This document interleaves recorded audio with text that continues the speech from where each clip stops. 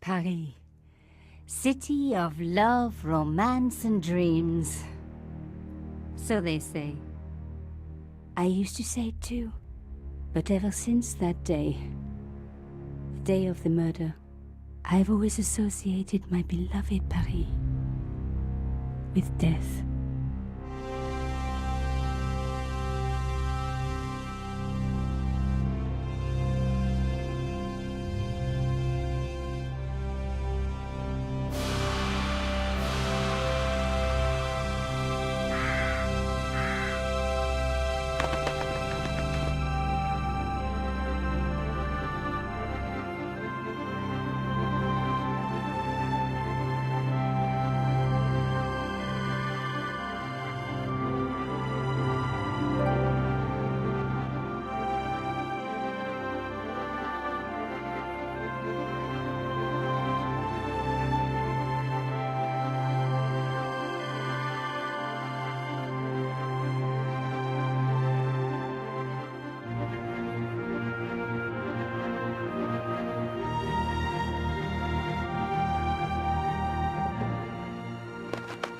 I was at home having a bath when my editor called. Collard, get your ass over to the Palais Royale now. You got an interview. With Pierre Carchon. Yes, the Pierre Carchon. No photos, so leave your gear at home.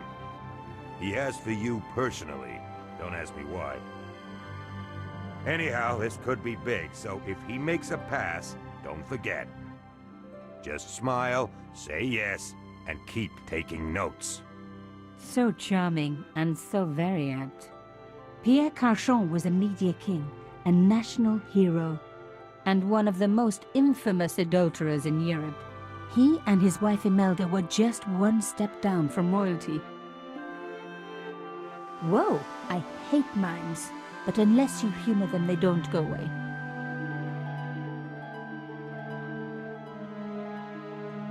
Here I was, the palace of the Media King and the Ice Queen.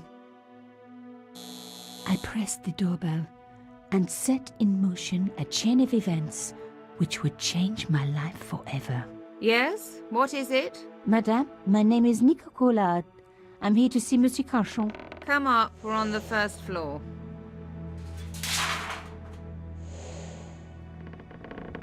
Madame Carchon, it's a pleasure to meet you. Yes, I'm sure. The Ice Queen was certainly living up to her reputation.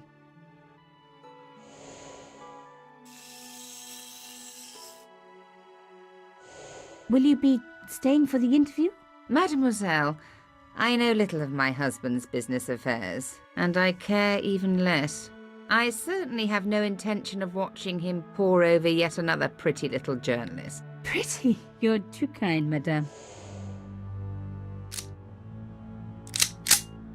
Ah, the talented and very beautiful Mademoiselle Collard. Such a pleasure to meet you at last. Monsieur Carchon, I am honored. Oh, I'm sure you are. Call me Pierre, please. But I do not flatter you idly. I was a friend of your father. He was a great man. My father, he never mentioned. He and I were very close. And then his death. So tragic. I must... Imelda, your damned cat's in my study again. Another Ming vase, I suppose.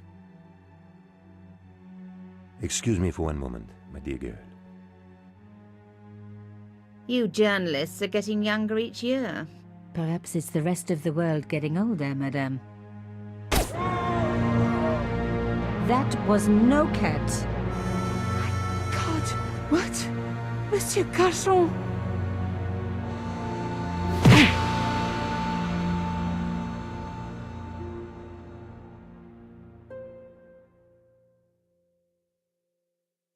He's dead. I must call the police. You'd better stay here. There was a man. It was the mime. Do you think he... Well, I believe we can rule out suicide, don't you? No wonder they called her the Ice Queen. She would have been top of my list of suspects if I hadn't seen the attacker myself. And if I hadn't come across a couple of murders just like this already. One of the most important men in Europe murdered And here was I, Nicole Collard, alone at the scene of the crime. Should I wait for the cops? Or start my own investigation? It was a no-brainer.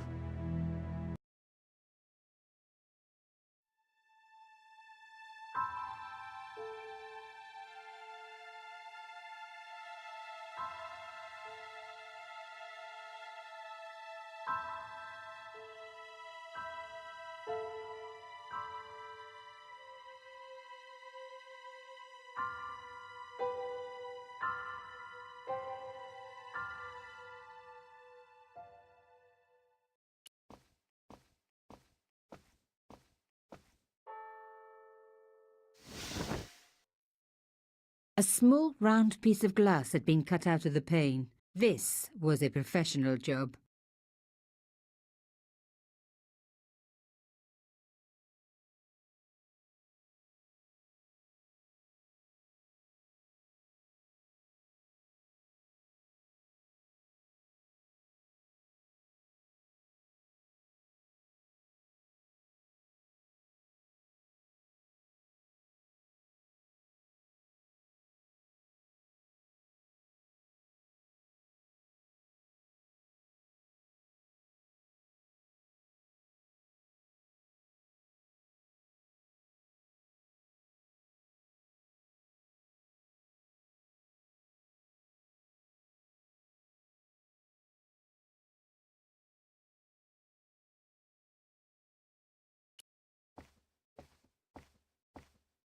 The bookcase was filled with obscure first editions.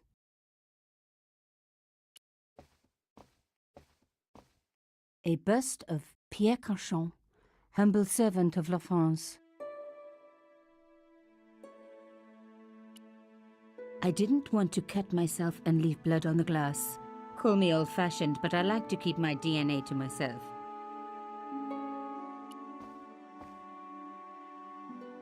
Mimes and guns don't usually go together, but I had an idea that this was no ordinary mime. I'd come across this murderer before, and written about him. The costume killer, at least that's what I'd called him.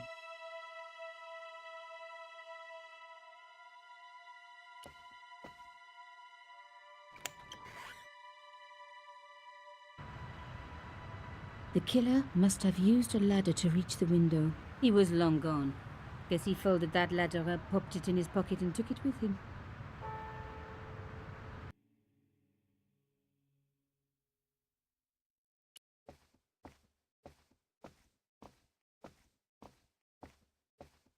Pierre Carchon again.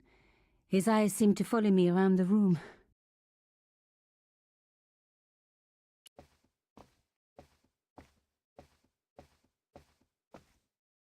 A bust of Pierre Carchon.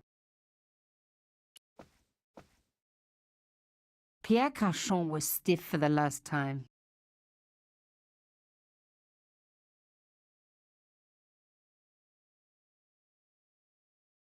Some people hate searching corpses for clues. Me, I'm okay with it. Reminds me of an old boyfriend. I closed his eyes. It was the least I could do for the poor fellow.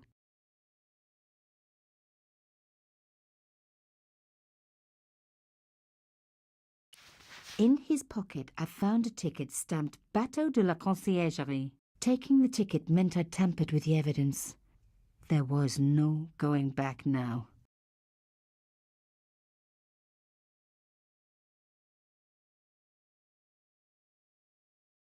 Carchon had been shot.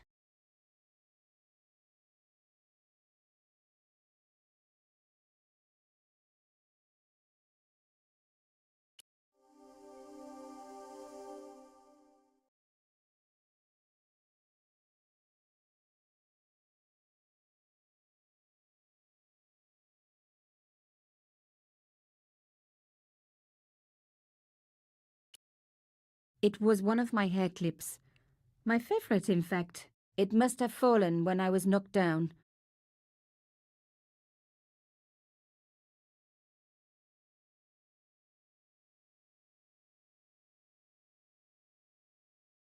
I opened his eyes. Best to leave the crime scene as I found it. Carchon had been shot.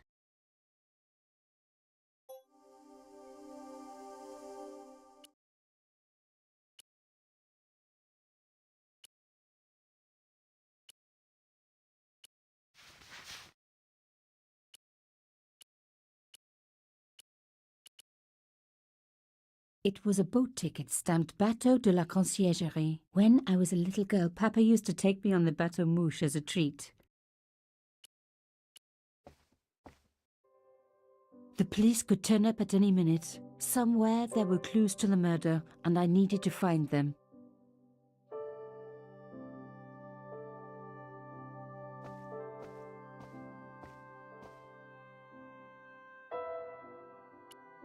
A Louis XIV table with an antique cloth. Imelda had taste. But hey, with a husband that rich, taste is easy.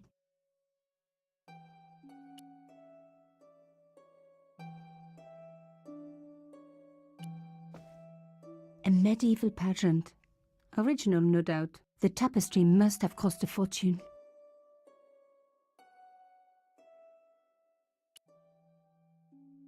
I reckoned that cloth might just turn out to be useful. Even my fingernail wouldn't fit into such a small hole.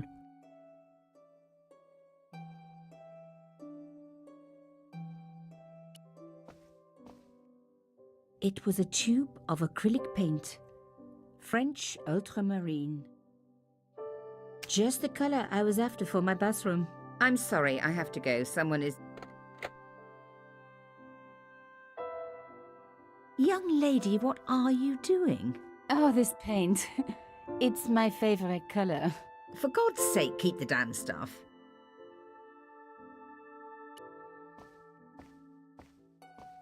A magnificent antique table.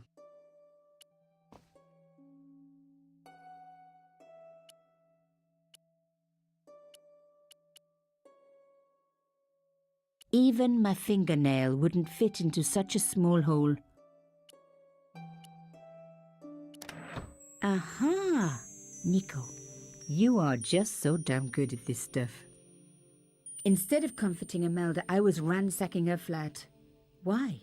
Because there was something going on here, and I had to get answers before the cops arrived. And hey, she'd been rude to me, so she had it coming.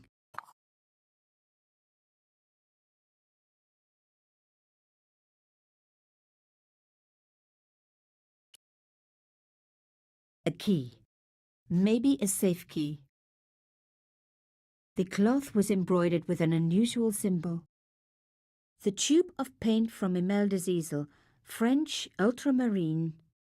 It was one of my hair clips. My favorite, in fact. It was a boat ticket stamped Bateau de la Conciergerie.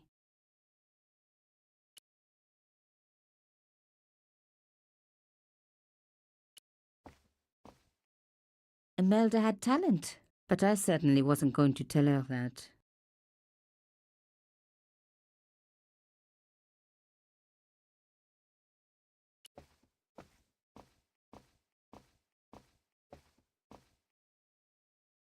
Excuse me, madame. Yes? I am so sorry for your loss, madame. No, you're not. You're a journalist. Journalists don't feel sorry. Not true. We shall see.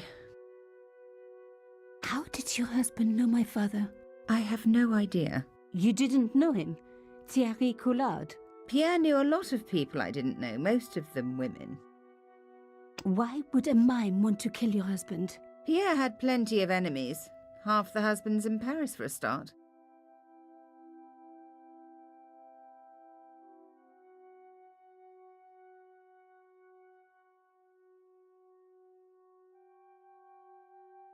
Why did your husband send for me?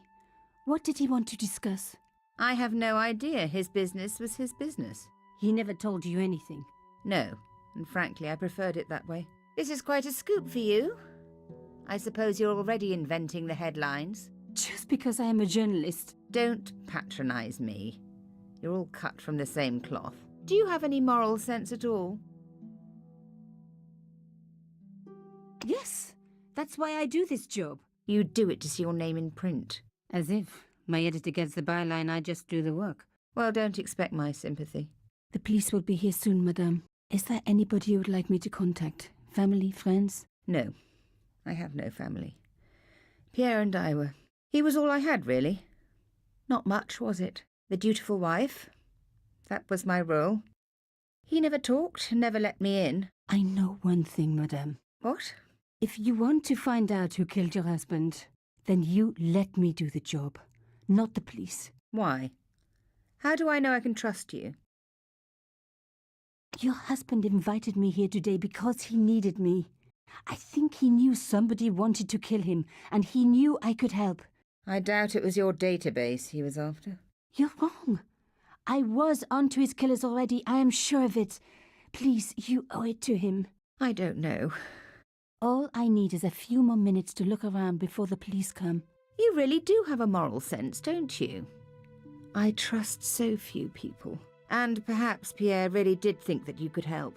Of course it wouldn't have stopped him seducing you too. Here, take this. It's the key to the drawing room next to the library at the end of the hall. It was Pierre's room. I rarely went in there. I couldn't. I was too scared of what I might find. Thank you. I promise you won't regret this.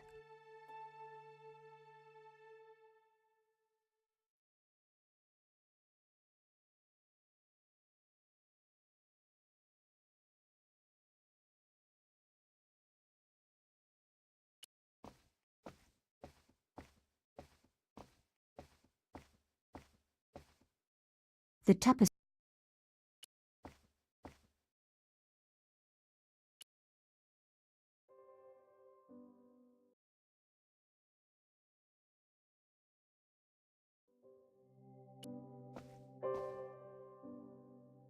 The door was locked.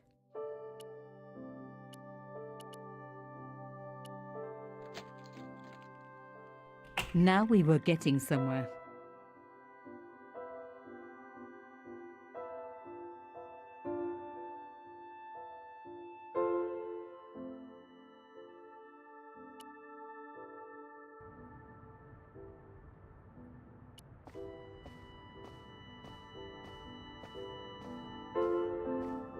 As expected, the desk was yet another priceless antique. Yawn. The blotter and in tray had clearly been placed with mathematical precision.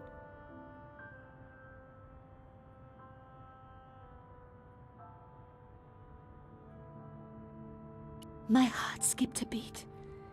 It was a carved elephant. But not just any carved elephant. It had been made by my father. I knew for certain because in my apartment I had its exact twin, carved into a box he had made. So Carchon had known my father. They really must have been friends. I decided to take the carved elephant. It clearly meant nothing to Imelda.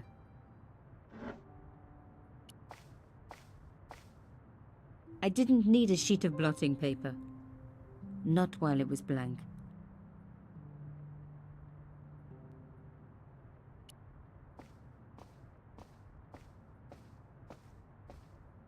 The painting showed the Carchons together, in love.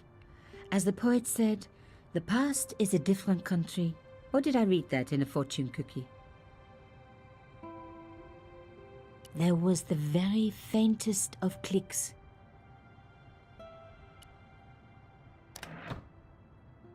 Behind the picture was a safe.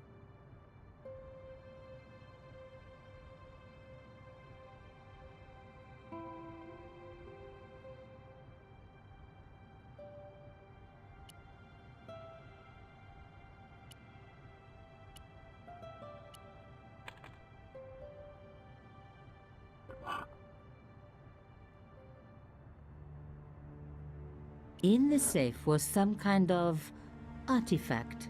There were strange symbols on its surface. It looked like the printer's blocks I'd made at art school. If there was one thing I'd learned about symbols, they are always important. But these symbols scratched into stone were impossible to read. I needed to find a way of printing them. At least the stone was round. But what could I use for ink? And what could I print on? Sure, I was stealing, but I knew Imelda didn't know about the artifact, and Carchon was past carrying.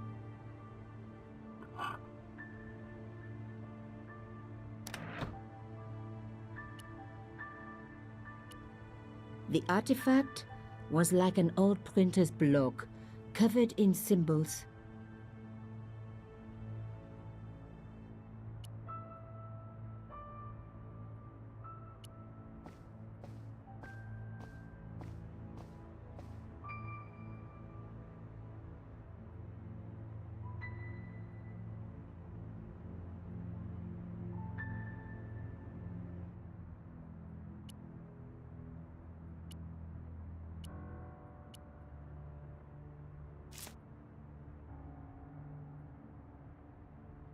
I'd spread blue paint over the bottom of the tray. It was ruined. I was a very bad girl, but also quite a clever one.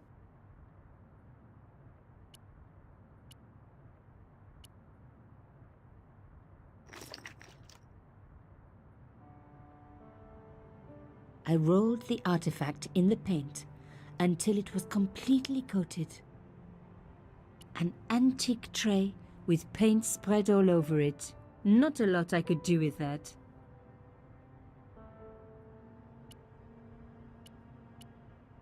No.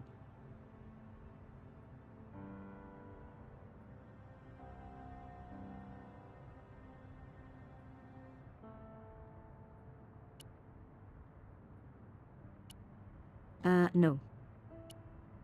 No.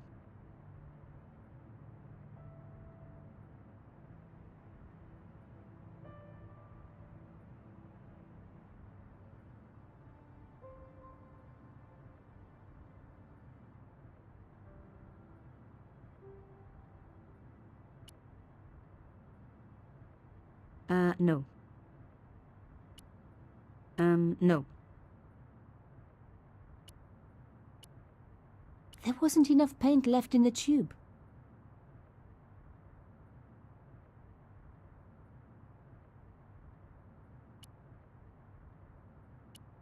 I wouldn't be able to print straight onto the cloth.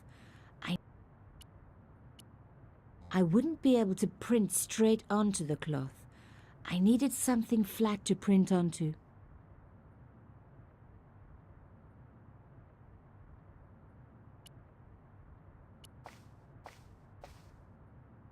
No. I didn't need a sheet of blotting paper. Not while it was blank.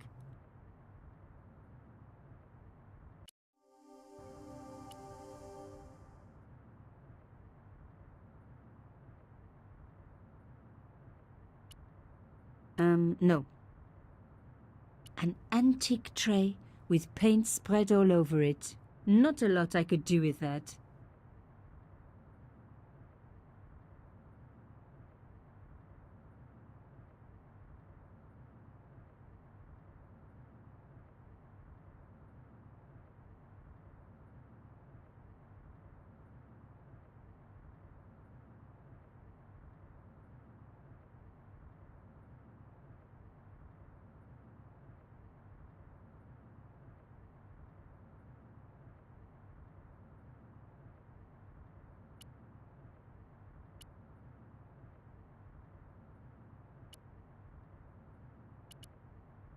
No.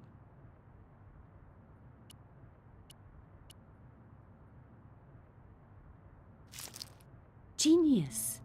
The roller and the paint worked just as I planned, but what did it say?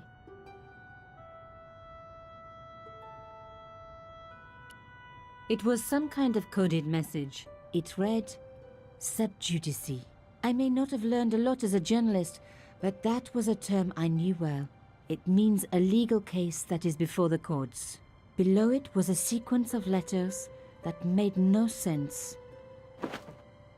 I suddenly realized there was a connection between the boat ticket and the coded message. The boat ticket was stamped Bateau de la Conciergerie. The conciergerie on the Ile de la Cité by the river housed the ancient law courts.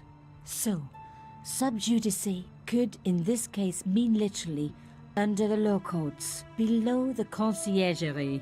I was pretty sure I'd found all I could here. And besides, all this opulence was making me pine for my regular life of poverty.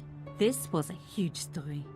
It was also one heck of a puzzle with a lot of pieces missing. But I was going to crack it. And if I could just remember the name of that fancy prize you get for being an ace journalist, I was definitely going to win it this time.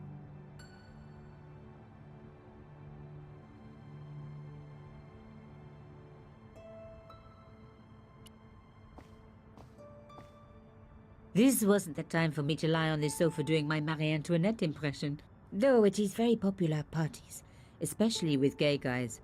Don't ask me why.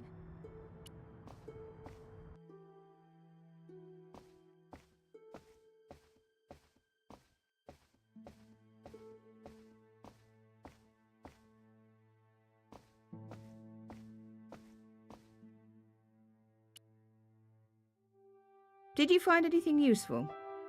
This carving, do you know anything about it? It was Pierre's. What does the statue have to do with... Please, I need to know. He was given it by a friend, something to do with Africa. He never explained any more. No, but I think it was important to him, always on display.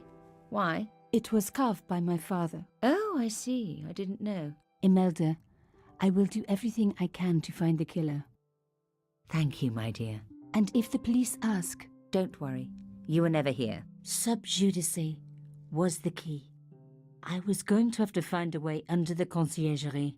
I decided to head straight for the quayside on the Ile de la Cité. If there was a way of getting under the conciergerie, it would have to be from there.